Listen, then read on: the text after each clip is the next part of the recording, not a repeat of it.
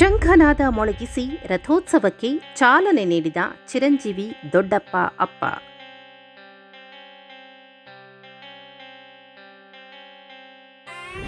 ಭಕ್ತ ಸಮೂಹದ ಮುಂದೆ ಶರಣ ಸಂಸ್ಥಾನದ ಪುರಾತನ ಪರುಷ ಬಟ್ಟಲು ಪ್ರದರ್ಶನ.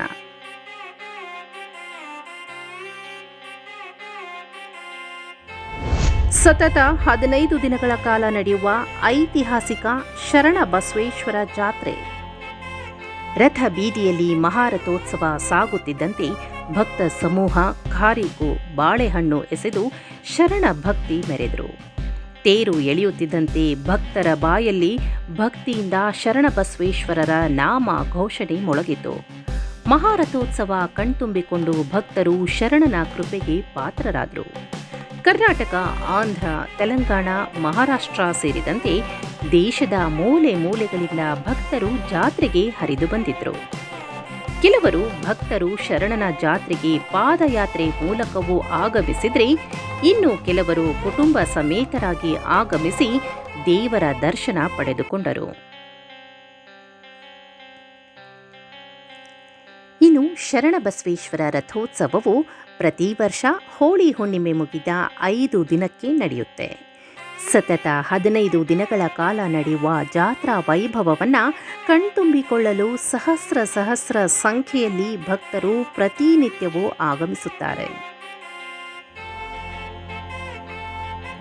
ಈ ಬಾರಿ ಶರಣಬಸವೇಶ್ವರ ದೇವಸ್ಥಾನದ 9ನೇ ಪೀಠಾಧಿಪತಿಯಾಗಿರುವ ಚಿರಂಜೀವಿ ದೊಡ್ಡಪ್ಪ ಅಪ್ಪ ಬೆಳ್ಳಿ ತಟ್ಟೆಯನ್ನು ತೋರಿಸಿದ ಮೇಲೆ ರಥೋತ್ಸವಕ್ಕೆ ಚಾಲನೆ ಸಿಕ್ಕಿತು. ಈಗಾಗಲೇ ಜಾತ್ರೆ ಪ್ರಾರಂಭವಾಗಿ 5 ದಿನಗಳಾಗಿದ್ದು, ಬರುವ ಯುಗಾದಿವರೆಗೆ ಜಾತ್ರೆಯ ಸಂಭ್ರಮ ಇರುತ್ತದೆ. ಇನ್ನು ಭಕ್ತಿಯಿಂದ ಶರಣ ಬಸವನಿಗೆ ನಡೆದುಕೊಂಡ್ರೆ ಮಕ್ಕಳಾಗದೇ ಇರುವ ಹೆಣ್ಣು ಮಕ್ಕಳಿಗೆ ಮಕ್ಕಳಾಗುತ್ತವಂತೆ. ಭಕ್ತರ ಮೊರೆಗೆ ದೇವರು ವರ ಕೊಡ್ತಾನೆ ಅನ್ನೋದು ಇಲ್ಲಿನ ಸಾವಿರಾರು ಭಕ್ತರ ನಂಬಿಕೆ. ಎಂದಿನಂತೆ ರಥೋತ್ಸವಕ್ಕೆ ಆಗಮಿಸಿದ ಭಕ್ತರಿಗಾಗಿಯೇ ಶರಣಬಸವೇಶ್ವರ ದೇವಸ್ಥಾನದ ಸುತ್ತಮುತ್ತಲಿನ ರಸ್ತೆ ಬದಿ ಎಲ್ಲೆಡೆ ಉಚಿತ ಪ್ರಸಾದ ವ್ಯವಸ್ಥೆ ಭಕ್ತರಿಂದ ಮಾಡಲಾಗಿತ್ತು.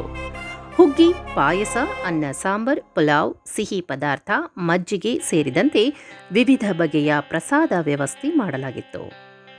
ಒಟ್ಟಿನಲ್ಲಿ ಸಹಸ್ರಾರು ಭಕ್ತರ ಆರಾಧ್ಯ ದೈವ, ಸುಪ್ರಸಿದ್ಧ ಕಲಬುರ್ಗಿಯ ಮಹಾದಾಸೋಹಿ ಶ್ರೀ ಶರಣಬಸವೇಶ್ವರರ 204ನೇ ಜಾತ್ರಾ ಮಹೋತ್ಸವ ಅದ್ಧೂರಿಯಾಗಿ ಜರುಗಿದ್ದು, ಅಪಾರ ಸಂಖ್ಯೆಯಲ್ಲಿ ಭಕ್ತರು ಜಾತ್ರಾ ಮಹೋತ್ಸವದಲ್ಲಿ ಭಾಗಿಯಾಗಿ ಶರಣನ ಕೃಪೆಗೆ ಪಾತ್ರರಾಗಿ ಭಕ್ತಿಯಲ್ಲಿ ಮಿಂದೆದ್ದರು. ರಥೋತ್ಸವ ಮುಗಿದು 5